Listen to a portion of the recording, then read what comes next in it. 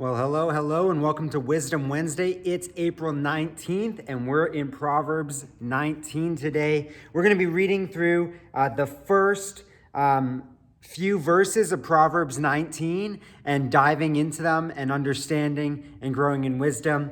I hope that you've been having a good week, that you've been applying wisdom to your life as you follow the Lord and as you go about your day-to-day life. And as we continue to study the book of Proverbs, I just pray that the wisdom of the Lord will be poured out upon you and applied in your life so that you might see the fruit of what it means to follow the Lord in wisdom.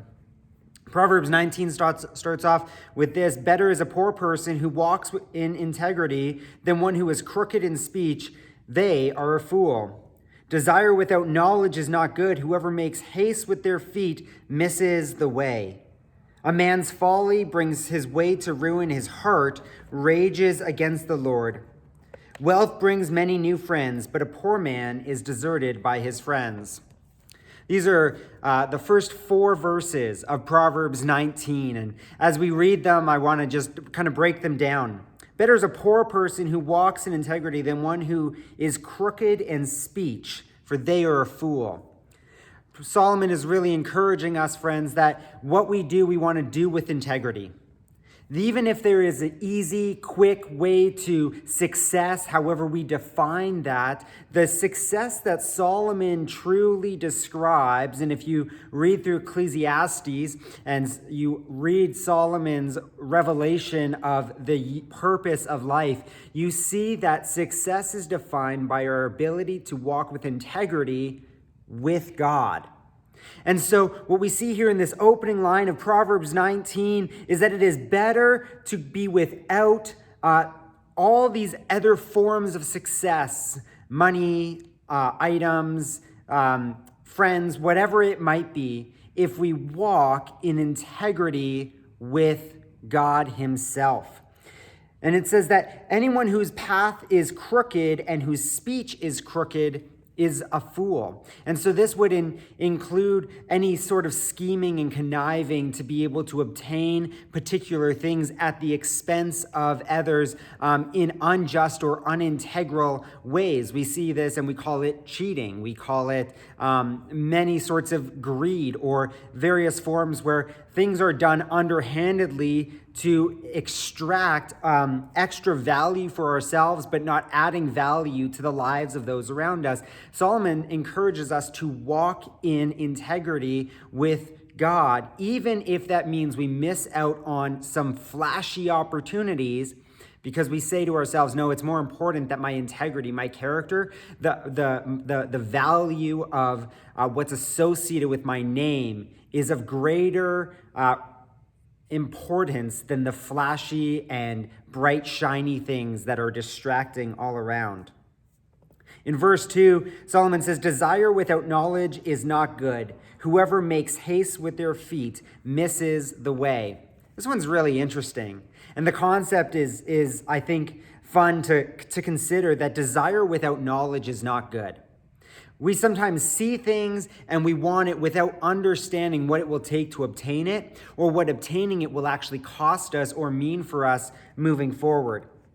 We step into places of desire thinking it will satisfy an internal need or emotion or lust, but we don't have the knowledge to understand what the consequences, good or bad, of those desires are.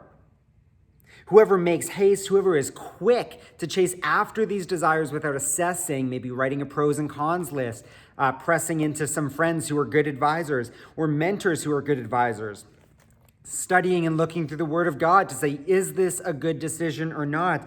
The one who makes haste with their feet misses the way, and I would say we would often see, would continuously stumble into further and further damages in their own life. Which ties in really well with verse 3. It says that a person's folly brings ruin to their ways, and their heart rages against the Lord. When we have these desires that we're chasing, found in verse 2, desires without knowledge, So we want something for the sake of wanting it and don't have the understanding as to how to get it, why we should have it, and whether or not it is good and appropriate for us to have it. What we then see is that when we chase these things, Solomon says we fall into folly, we fall into ruin, we miss the path. God has a path for us to walk. We miss it when we chase after these fanciful desires without knowledge. And then in verse 3, he reveals the ultimate consequence of it. We then look at the result of what happens, and rather than saying, my desires misled me, and I walked down a path I shouldn't have, and I ended up in ruin, we go, God ruined me. That's what he says in verse 3. He says that when we fall into these places of folly where our desires have misled us, we rage against the Lord in our heart like it is God's problem and God's fault that I did these things. And friend, I want to encourage us today. I want to encourage you today to take a moment and assess how decisions have affected your life. And I don't mean in a way of causing deep regret or remorse or self-destruction on your life. But look at some of the desires, some of the things, some of the opportunities you're chasing, and the spaces where maybe you've walked outside of integrity, you've stumbled on that path, you've experienced ruining, and your response was to blame God rather than to acknowledge our part in walking out of integrity. This lines together that when we walk in integrity with God, we will receive knowledge for the desires that we have, which ones are appropriate and inappropriate.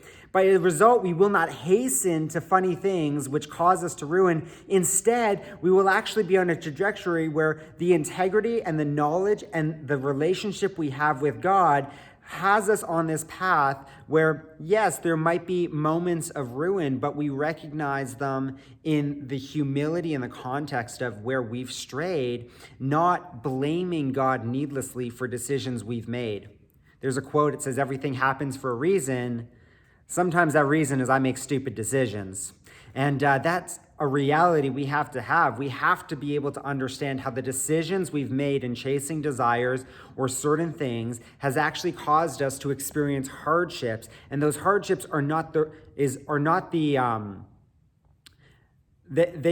God's fault for those hardships, but we can run to God and ask him to correct, protect, and guide our heart and our lives to be able to see a walk of integrity brought forth. Verse 4 is the last one we'll speak on this Wednesday. It says, wealth brings many new friends, but a poor man is deserted by his friends.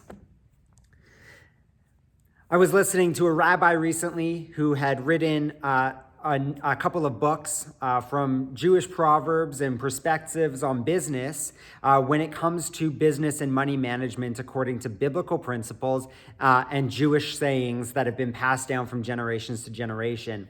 And I think one of his books was Thou Shalt Prosper. I think his first name was Daniel. I forget his last name. Rabbi Daniel something. Anyways.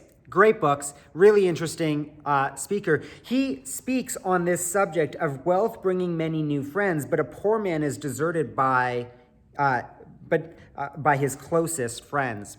And what Rabbi Daniel speaks about in these books is this notion that we were built for community.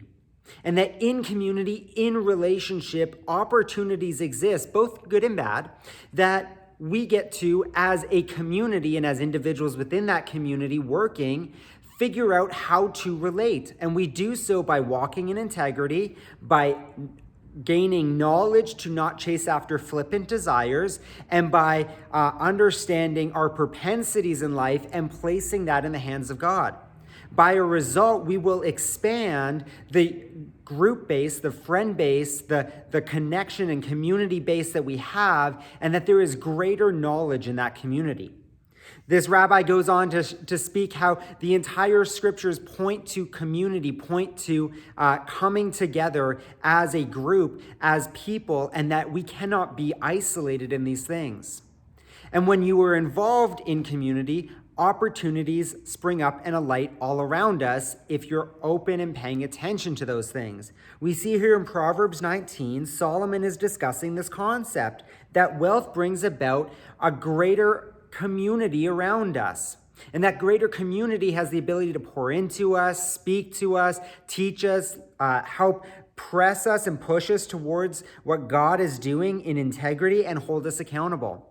But if we've rejected community, if we are poor in community, even those closest to us are not great influences on us. It's a very interesting concept to consider is that wealth is found in community. A lack of wealth is found in isolation. And we see that written commonly throughout the scriptures. So I'm going to leave that with you. We're just over our 10-minute mark. I'm long-winded today. God bless you. I hope you spend some time in Proverbs 19 today, gaining some wisdom and walking in godliness and integrity. We'll see you next week.